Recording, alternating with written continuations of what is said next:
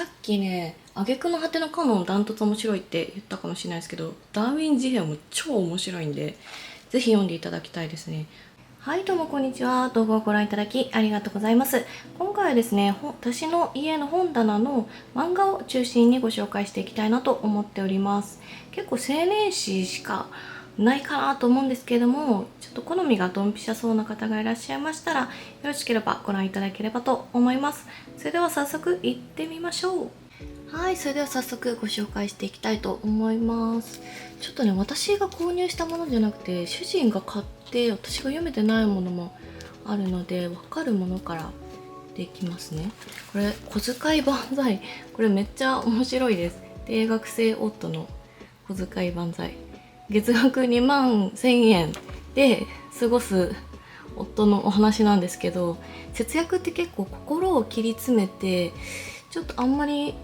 ストレスを感じながらするものかなというふうに思ってたんですけど、この小遣い万歳はですね、お金がないのをすごく楽しんで生活している様子が描かれるので、読んでてね、めっちゃ面白いです。なんか悲観的になる必要ないんだなっていうのがあります。意外にね、もう4巻も出てるっていう人気作品になります。こちらの作品はですね、班長とかが好きな方はぜひね、面白いから読んでみていただければと思います。隣がジャンボマックスですね。ジャンボマックスはですね、精力剤ですね、を作る漫画になっています。内容としては結構男性向けかなと思うんですけど、フィクションなのになんかちょっとリアリティがあって面白いっていう珍しい作品になってます。こちらもね、面白かった。はい。で、呪術廻戦読み中っていう感じですね。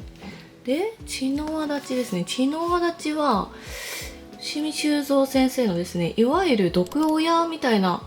ものの、漫画になりますね。はい、ちょっとこれ説明するの難しいからぜひ読んでいただきたいなと思います。血の輪立ちはね、なんかこう読むとびっくりするぐらい文字が少なくてすぐ読み終わるので、ぜひね、読んでみていただければと思います。次が挙句の果てのカノンですね。挙句の果てのカノン、超面白い。これほんとびっくりしたんですけどね、本当にこれはね SF なんですけど、 SF と、恋愛を掛け合わせているような内容になっていて、ちょっとね、昨今読んだ中でダントツ面白かったかもしれないくらいめちゃくちゃ面白かったんで、ぜひね、読んでいただきたいなと思います。あと展開がね、全然読めない。そうなんですよね。だからこう SF でエイリアンみたいなものと戦う男の人が出てくるんですけど、その人を、修復していくんですね。また別のエイリアンみたいなもので。そうするとその人自身の思考とか、恋愛に対しての価値観だとかっていうのがちょっとずつ変わっていってしまうんですけど、それってその人のそもそもの資質なのか、そのエイリアンと戦って補給されてしまったから、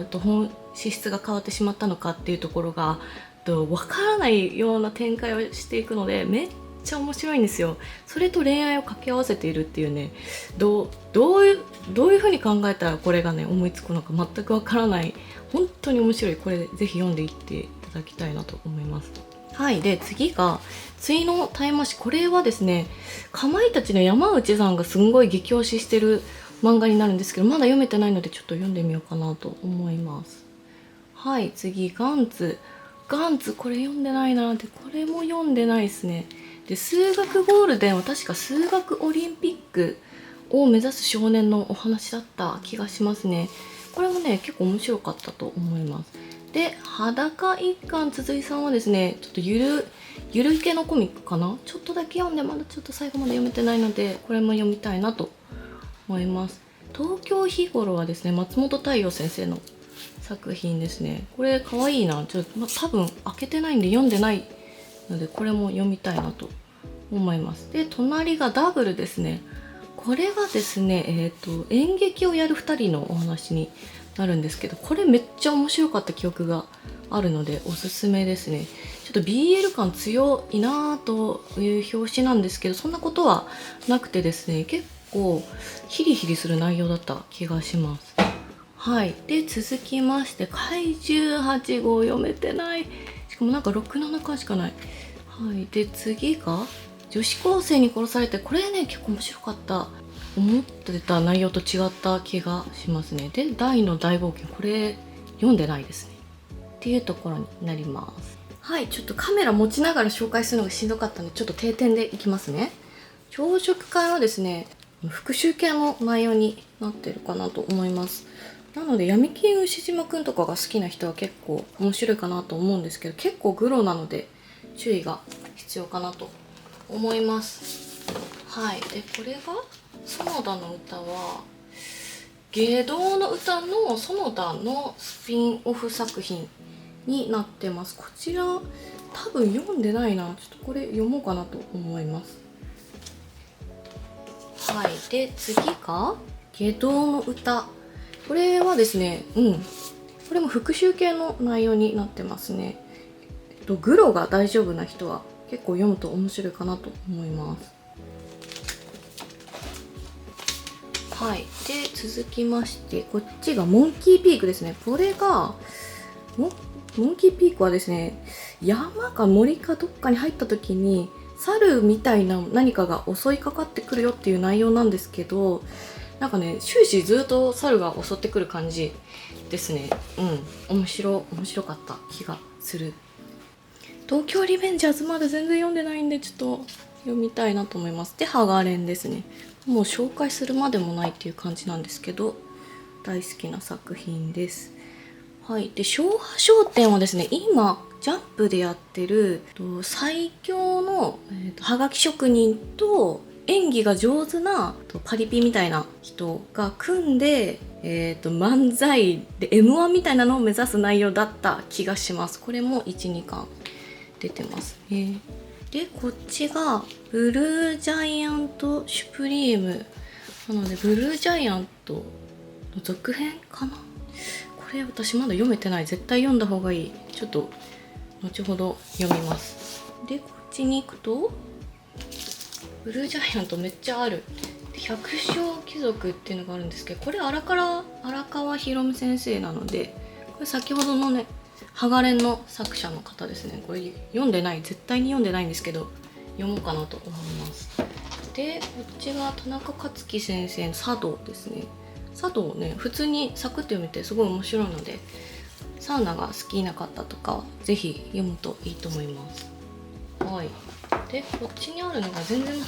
読んでないの多い、すいません。ギャラリーフェイクと朝ドラですね。読んでないや。よいしょ。いっぱい出てくるフェーズに入ります。ダーウィン事変超好き、めっちゃ面白いですこれ。さっきね挙句の果てのカノンダントツ面白いって言ったかもしれないですけど、ダーウィン事変も超面白いんでぜひ読んでいただきたいですね。内容としては結構サスペンスに分類するかなと思います。このね表紙のお猿さんみたいなのがヒューマンジーのチャーリーが主人公なんですけども、ヒューマンジーっていうのがヒューマンとチンパンジーの愛の子で生まれたチャーリーの話になります。ビーガンとね戦うんですよ。ビーガン過激派とチャーリーがちょっと戦っていくっていう話になっていて、かなり社会派の作品にはなるんですけども、私はね超おすすめしたい。めっちゃ面白いです。映画を見ている感じが近いかなというふうに思いますね。はい。でここずらっとあるのがブルーロックなんですけど、4巻ぐらいまでしか読めてない。結構面白かったです。これはサッカーのお話ですね。のポジションだけを集めたデスゲームみたいなお話だったと思います。結構面白かった気がする。でこれ食料人類、なんかよく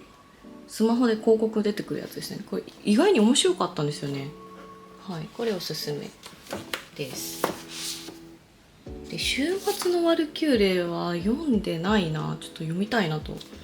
思います。我が達則あれ花沢慶吾先生ですね。これ読んだかな、読んだ気がするけどちょっと内容がわから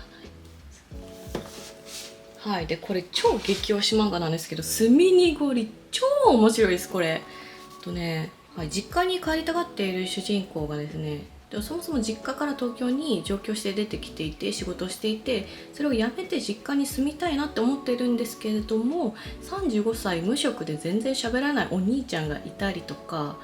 体が悪いお母さんがいたりとか、アル中だったお父さんがいたりとかで、結構ねあんまり住みたいって思える環境じゃないっていうところのお話なんですよね。ちょっとねめっちゃ面白いんで、これぜひ読んでいただきたいです。はい。で下段行きまして、これが耳の階段ですね。伊藤淳二先生が書いてる怪談ものになります。これ結構ね油断してたんですけど、普通に怖くて夜読むもんじゃないなというふうに思いました。はい。でハングル読んでないな。でルロケも読んでる。これなんかよくわからない本ですかね。で銀河の死なない子供たちも超面白かったです。これおすすめです。ラップ好きな女の子がいるんですよね。この子がねラップ好きですっごいね、もうリリック書くのが好きっていう描写で、かなり硬い韻を踏んでるのがあって、すごいねヒップホップ好きはぜひね読んでみてほしいなと思います。でこの子たちがね死なない子供たちなんですよ。宇宙で住んでいるんですけれども、地球が滅んだ未来かなで、生き続けている少年たちのお話になります。これめっちゃ面白いんで、ぜひね、ほんとラップ好きな人結構刺さると思うんで、ぜひ読んでいただきたいなと思います。で超おすすめなんですけど、これ明日私は誰かの彼女、これ絶対なんか最近流行ってるんで聞いたことあるかなっていう方多いかなと思うんですけど、これ女版闇金牛島くんだと思っていただければ本当に、超面白くて、私サイコミで結構ナメプな感じで読んでたんですけど、面白すぎてもう課金が止まらなくて、で夫に勧めたらぜひ読みたいというところで、もう全巻一気に買ってきた感じになります。オムニバス作品になるので、第1巻はねこのレンタル彼女の女の子が主人公になるんですけれども、ホス狂いの子だったりとか、パパ活の女の子ですねとかですね、性形依存症の子、これ宇垣アナがドラマでやってたんですよ。ありえないんですけど本当に。しかも宇垣アナめっちゃ演技うまくてビビり散らかしました。めっちゃね面白いんですよね。気が強いんですけど性形依存症っていう女の子になりますですね。もうね面白いんですよ、これ止まらなくて。私は本当にこのホス狂いの回が超おすすめなんですけど、ぜひね読んでいただければと思います。オムニバスなので、最初から読んだ方が話はわかるんですけど、気になった巻だけ読んでも大丈夫かなという感じですね。超おすすめ。これほんとね少女漫画みたいな表紙だから女の人しかあんまり読まないかなと思うんですけど、男の人読んでも超面白いんで、ぜひね読んでみていただければと思います。私の夫30後半アラフォーなんですけど、めっちゃ面白いって言ってました。でここにあるのが7人のシェイクスピアなんですけど、これ夫激推しの漫画らしいんですけど、一回も読めてないんでちょっと読みたいなと思います。でこれ来ましたね。超面白いですね。これは天動説地動説のお話になるんですけど、全然そういったね説に詳しくない方とか興味がない方もめっちゃハマると思います。自分が信じたものを後世に伝えていく気力みたいなところのね、心情みたいなところがすごくねいい作品になっているので、あんまり難しいことよくわかんないなっていう方でも面白い作品になってますね。で私なんかねめちゃくちゃおすすめなのがこの魚戸先生っていうんですけど、魚戸先生ヒップホップとかも好きな方らしくって、セリフの言い回しが、どこをとってもね秀逸なんですよね。なのでセリフ回しに結構考えさせられるところが多くって、そういった部分でかなり感動するなんか刺激を受ける作品になっています。結構かなり面白い。これどうなっていくのかちょっと展開が読めない感じですね。はい。で隣の 100M もこれが魚戸先生の作品になるんですけども、これは 100m 走を走る少年のお話になってるんですけど、もうこれ本当声出るぐらい面白いです。これは面白い。本当にで、私スポーツあんまり得意じゃなくって、スポーツ系あんまり興味ないなと正直思ってたんですけど、100M はですね、これもまた魚戸先生の作品なので、セリフ回しだったりとか、主人公の100m 走に対しての考えとか、それを通して、人生みたいなものを学べるので、すごくね面白い作品なので、スポーツ興味ない人もぜひね読んでいただきたいなというふうに思います。これマジで面白い。で、こっちも来ましたね。九条の大罪大好き。九条の大罪はですね、牛島くんを書いている作者の、今連載されている作品になります。九条先生っていう写ってる表紙の先生なんですけども、この先生がですね、結構裏というかグレーというか、完全に反社ヤクザの弁護も行ったりする先生でっていうところが面白いところで、弱者の救済もするんですけど、反社の人たちの救済もするっていうところで、弁護士っていう立場上ね、倫理観はちゃんとしてるっていうテーマの作品が多いのかなと思うんですけど、それとちょっと逆行してるというかっていう作品になりますね。そこがすごく面白い。不条理な世の中ってあるんだなとか、こんだけむちゃくちゃやっても憲法とかで守られる場合があるんだなっていうところを知ると、もうちょっと肩の力を抜いて生きていってもいいんじゃないかなって、私はちょっとね安心するような作品かなというふうに思いますね。ちょっと法律に関してもかなりねがっつり、勉強になる内容が書いてあるので読んでいただければなと思います。ただ結構グロ描写が多いので、そういったものが苦手な方はねちょっとやめといた方がいいかなと思いますね。ちょっと読む手が止まらない作品かなと思います。ワンピース読んでなくって、隣ですね、早々のフリーレン、これも結構話題作なので知ってる方多いかなと思うんですけれども、フリーレンっていう主人公のエルフの女の子が不死に近いぐらい寿命がバカ長いんですよね。なので、一緒に旅をして、敵ラスボスみたいなのを倒して、その後もフリーレンだけものすごい生き延びてしまって、パーティーのみんなは死んでしまうわけなんですよ。なので、人の心をあんまり持たないフリーレンが仲間のパーティーの過去だったりとか、その故郷に行ってちょっと解雇するようなものになっております。かなりねそもそもの設定が面白いっていうのと、ちょっとあんまりね人の感情がわからないっていうフリーレンがちょっとずつね人が死んでから人の心を学んでいくというちょっと切ないお話でもあります。はい、で最後の段に行きます。ブルーピリオドはですね、東京芸大を目指す男の子の作品になっているんですけれども、主人公の男の子はかなり器用貧乏なんですね。なので、絵に興味を持って東京芸大受験しようっていうふうに決めて、結構楽勝で受かるのかなと思いきやっていうところですね。東京芸大ってちなみに、日本でいうと、最高峰の国立大学になるんですけれども、どんだけ美術の世界が芸術の世界がとって難しいのか、東京芸大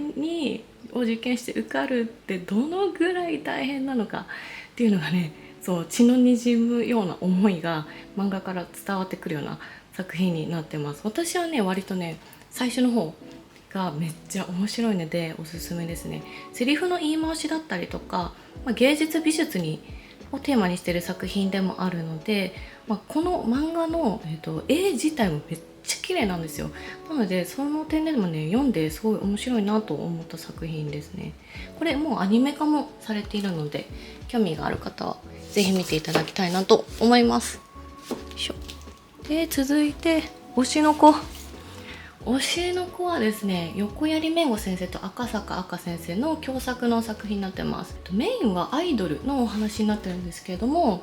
若干サスペンス要素があったりとかですね、あとはですね芸能界の裏側を結構ね暴露している作品になるので、私はねちょっとメインストーリーよりもそっちの方が気になって、そんなに書いて大丈夫ってちょっと心配しながら読んでいる作品になります。これもまだ連載中なので終わっていない感じですね。はい。でなんだこれは付き添い、これ絶対怖いやつですね。ちょっと読んでない、ちょっと読もうと思います。で15分の少女たち、アイドルの作り方、これはですね、さっき言った推しの子みたいな感じでアイドルの漫画になるんですけども、アイドルをねプロデュースして売っていくっていう事務所のマネージャー視点から描いている漫画になります。めっちゃ面白いというか、これもこんなに暴露して大丈夫ですかっていうぐらいアイドルの作り方が詳細に書かれております。ドルオタの私からすると、こんなにねアイドルのビジネスの側面知りたいような知りたくなかったようなっていう感じですね。この社長はもうズバリアイドルを商品だから命をかけて売るみたいなスタンスでいらっしゃる方なので、ドルオタの方はどうだろうな、読まない方が夢見られていいかもしれないですねっていうぐらい、アイドルをビジネスとして捉えてマジで売り物にして売っていくぜっていう漫画になります。これもね面白いからちょっと続き買っていこうかなと思っておりますね。でアンダー忍者はねこれ読んでないんですよね。これちょっと読もうかなと思います。ゴリラマンも読めてないな。三日月のドラゴン、これはもう全然読んでない。で鬼滅があって、でタコピーの現在、これがなんかうつ漫画で話題なのは知ってるので読むの怖くて読んでないですね。読もうかな、悩むところですね。でこっちがデッドデーモンデストラクションはですね、これはおやすみぷんぷんの浅野稲夫先生の連載中の作品になります。宇宙人がですね侵略してきて東京の上空にずっと居座るっていうストーリーなんですけど、それでもねなおこう自分たちの生活をどうにかこうにかしようとする人たちの話なので、すっごい面白いですよね。こんな視点で漫画描けるんだって思いましたね。プンプンが苦手な人もこのデデデデはねかなり面白いと思うので、ぜひね読んでみてほしいなと思います。でこっちが2月の勝者。2月の勝者はですね、これ中学受験の話ですね。でこれドラマ化されててドラマも見たんですけど、ドラマめっちゃ面白くて、めちゃくちゃクオリティが高いなという、ちょっと感動しましたね。私ドラマ化で結構面白かったのってアスカのも面白かったんですけど、これもかなりいい作品でしたね。2月が確か受験シーズンなのかな、だから2月の勝者になってます。これはもう中学受験を考えている本人とかあと親御さんが読むと信じられないくらい勉強になるので、ぜひね読んでいただければと思います。私はね子供もいないので中学受験もしたことがないしする予定もないんですけど、普通にそうなんだって勉強になったので、ぜひね読んでみていただければと思います。で少年インザフットわかんないですね、これまだ読んでない。でこれゲロヤバ作品なんですけど、ルナシー、これはですねイケてない系の主人公の女の子が、これがねなんか教祖なんですよ。生理の時の血を集めて学校で売ったりとか信者に売ったりとかそういうことをやっていて、がっつりね信者ビジネスって言い切ってるお話になりますね。これはまだ連載中で完結してないのでどうなるかがマジでわからないんですけど、もうねやばすぎて読むのがめっちゃ怖いんですよね。でこのゴーダルナがはっきりねビジネスをやりたいっていう同級生の男の子に、これが信者ビジネスだってがっつり目の前で、実演しながら教えてくれるっていうね作品になってます。作者はなんでこれを書こうと思ったのかが気になるなっていうところなんですけど、もうねこれ読むの怖い本当に。でも面白いです。でアリスとシエラザードは読んだんですけど結構面白かったですね。これ短編集みたいな感じになってます。ちょっと怖い系サスペンスミステリー系の作品になってます。これ面白かったですね。でこれハガレンの本ですね。これ読んでない、いつ買ったんだろうっていう感じになります。これで一旦下の本棚の紹介は終わりになります。以上でちょっと一旦ご紹介の方終わりにしようかなと思いますが、楽しんでいただけましたでしょうか。ですね、ちょっと漫画がいっぱいありすぎてご紹介がまだまだできない作品もあったんですけれども、一旦私の超推しの漫画であんまり人が読んでないかなというのをご紹介するとしたら、これですね、スミニゴリぜひこれ読んでみてほしいなと思いますね。結構ねダークな話になってるのでおすすめですね。はい、あとはですね、もうほんと誰にでもおすすめできる作品はもうこれ、ダーウィン事変。超面白い、本当に面白い。これ絶対映画化するだろうなと思っている作品ですね。はい、私正直この表紙のね、このチャーリーの写真がちょっと苦手すぎて面白いっていうのは知ってたんですけど、なかなかね手に取って読むことができなかったんですけど、もう本当にサスペンス好きなら絶対読んだ方がいいと思います。めちゃめちゃ面白いです。あとはですね、意外におすすめっていうのだとやっぱこのアスカノですね。はい、アスカノは本当に女版闇金牛島くんと言っても過言ではないと私は本当に断言できます。この小野ひなほ先生はどうやって取材してこの作品作ってるのか本当にね気になるので、山内さんとかキリンの川島さんがやってる漫画沼っていう番組があるんですけど、ぜひね出演していただきたいなと本当に切望しております。めっちゃ面白い。それで私このアスカのもう何が面白いかってね、もう主人公が、オムニバスなので特定の主人公が誰かっていうのはないんですけども、例えばこの間だったらこのすぐりの女の子の LINE のトーク画面とかがちらっと出てくるんですけど、そこがね本当にね